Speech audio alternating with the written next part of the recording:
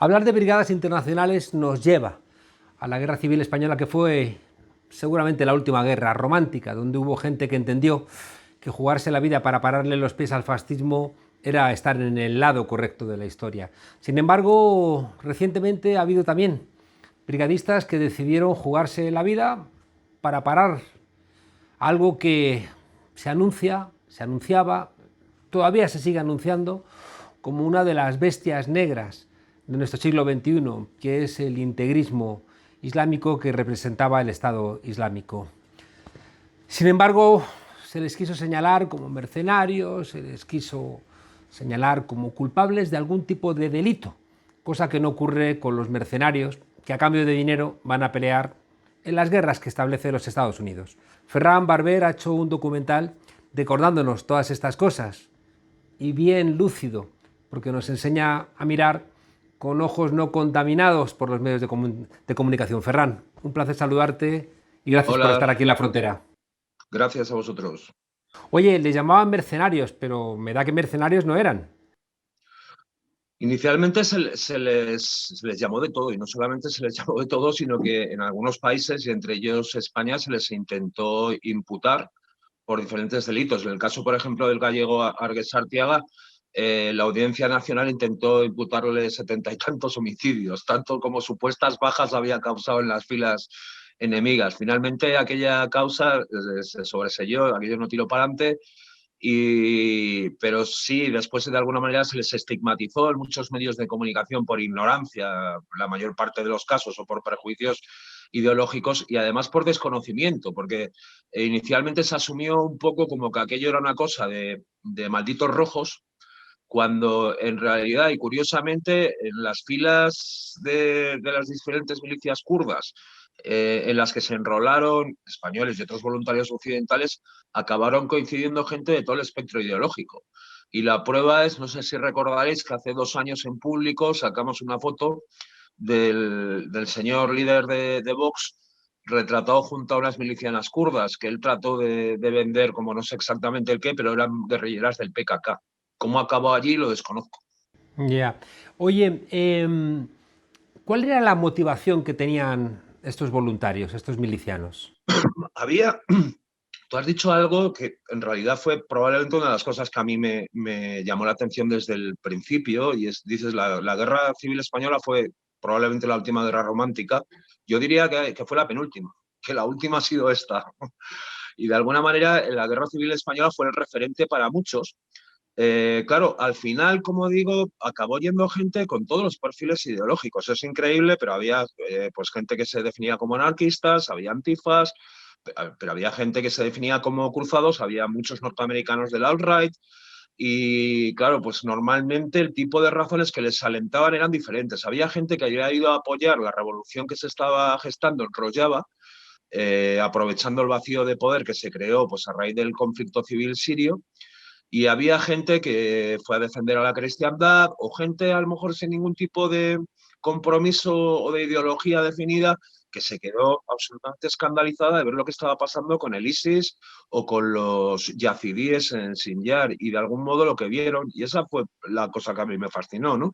Es decir, los estados a los que se les llena la boca, o después, 6 años después, realizan denuncias sobre esto, sobre el otro, no hacen nada. Y entonces esta gente pues dijo, bueno, pues si no vais vosotros, voy yo en representación de mí mismo. Lo que pasa es que es verdad, Ferran, que los milicianos que vinieron a pelear por la República eran gente de izquierda, ¿no? Mientras que esos milicianos, ahí había un batiburrillo y también de la misma manera yo creo que uno ve a Azaña, ve a Negrín, ve a Largo Caballero y no se pueden comparar con Bachar el-Assad, ¿no? Es decir, la comparación quizá sea excesiva. Oye, algunos de esos milicianos siguen por allá, ¿no? Sí, todavía queda, sigue habiendo un goteo. Digamos que hubo gente, la mayor parte, que fue a combatir. Algunos combatieron más que otros en diferentes frentes y diferentes milicias. Hubo gente que fue a labores civiles. Cuando el ISIS se da por derrotado, sigue habiendo un enemigo que es Turquía. Se está cumpliendo ahora mismo el tercer aniversario de la invasión de Afrin, que no fue la última, porque posteriormente volvieron a entrar y a hacerse con pedazos de lo que se conoce como Rojava.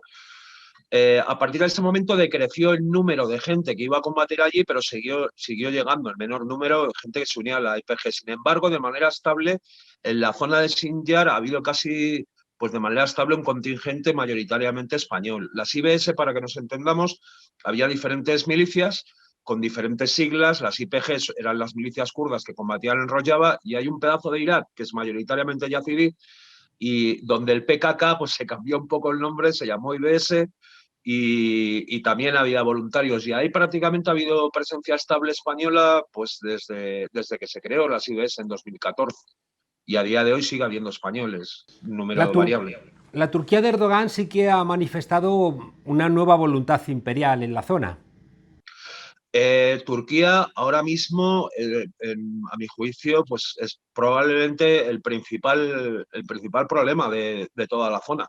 De hecho, Turquía fue el principal patrocinador de ISIS en su momento, porque aquello era un coladero, la frontera turca, y sigue siendo el principal patrocinador de todas las franquicias islamistas y los mercenarios que siguen ocupando ahora mismo zonas del norte de Siria, o está detrás de los bombardeos en zonas civiles de la frontera kurdo-iraquí, bombardeos además de pueblos pues, ocupados habitados por civiles kurdos o asirios, y por supuesto en la zona de Sinjar.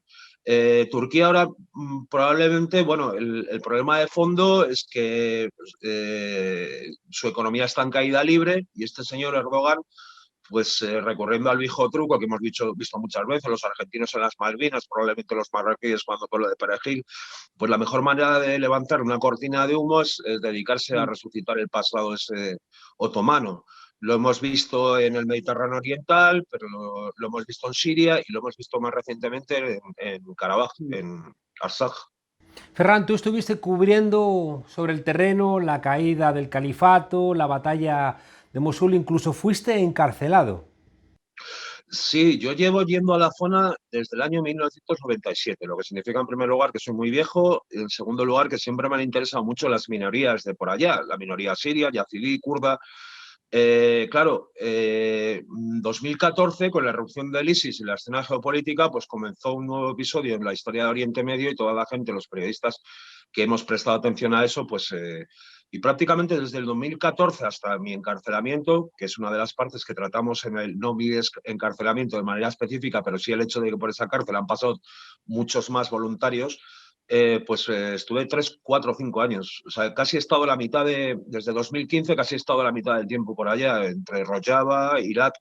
Y en el último de los viajes, como bien dices, que es uno de los temas que se aborda en el documental, las cárceles de los Barzani, del Kurdistán iraquí, que visitó el Papa hace 8 o 10 días, pues a mi retorno me contrató un equipo alemán de televisión para llevarles hasta una zona bastante conflictiva que está en la zona de Yazidí de Irak.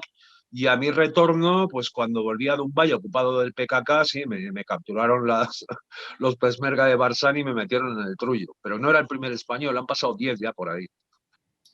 Pobre pueblo del Kurdistán que abandonado está. ¿Tú crees que la visita del Papa a Irak servirá para que esa zona deje de ser el polvorín en que se ha convertido también por la voluntad de Estados Unidos de liarla contra Irán, contra Irak y de convertir, ya digo, en esa Bueno, zona pero en un esa visita disparate? del Papa a Irak ha sido decepcionante y contraproducente. Porque, bueno, en primer lugar no hay un Kurdistán, sino muchos Kurdistanes, y hay muchos pueblos kurdos, porque claro, el pueblo kurdo se reparte por diferentes estados: Siria, Irak, Irán, Turquía, las circunstancias geopolíticas de cada uno de esos lugares es diferente. El Papa ha visitado la zona de Irak administrada por Bagdad, y luego la zona de Irak administrada esencialmente por la familia Barzani, que son kurdos, pero que no representan a los kurdos, que es una dictadura sanguinaria, tribal y miserable, que lo que fundamentalmente hace es oprimir al pueblo kurdo. Y lo que ha hecho esa visita, dado que el Papa no le ha dado ningún carácter político ni ha utilizado su presencia allí para denunciar la terrible situación de los opositores o el modo en que están saqueando los recursos o subiendo la pobreza a su gente, pues lo que ha hecho es blanquear a esa dictadura tribal. ¿No crees que haya servido para intentar visibilizar algún conflicto que no está por lo general en los telediarios ya? Opinión en absoluto, porque lo que justamente la imagen que han transmitido, lo primero que hizo el Papa al aterrizar en Erbil es reunirse con el triunvirato de sátrapas, Masud, Masrur y Nechirvan, en el aeropuerto de Erbil, y decir que eran los protectores de los cristianos. En realidad, la dictadura de los Barsani fueron el principal causante del genocidio cristiano-asirio, porque en lugar de defenderlos se retiraron después de desarmarles. ¿Quién salvó a los yazidíes de Sinjar? El PKK, que también son kurdos, pero esto es algo que ha silenciado la prensa internacional porque se supone que el PKK es un grupo terrorista, lo cual es absolutamente disparatado y es una de las cosas que tratamos de demostrar en el documental. Por otra parte, el Kurdistán de los Barzani es una colonia turca en Irak y una especie de caballo de Troya de Erdogan. Es un lacayo de Erdogan y es el que está permitiendo que se bombardeen esas zonas ocupadas por la milicia del PKK o esas zonas asirias o las zonas yazidíes. Ferran Barber, autor del documental Si te dicen que caí en Rojava, que se puede ver en YouTube. Gracias por vuestro trabajo. Te contactaremos pronto para que nos cuentes si puede haber soluciones en ese avispero. Me dejas preocupada porque ni siquiera el Papa, que me consta que es un hombre de buena voluntad, ha podido ayudar. Yo no sé qué podremos hacer para solventar aquello. Así que pronto cuenta con que te regresaremos de nuevo a esta frontera, tú que eres muy conocedor de las fronteras, para que termines de contarnos. Gracias, enhorabuena por tu trabajo y hasta pronto. Gracias a vosotros.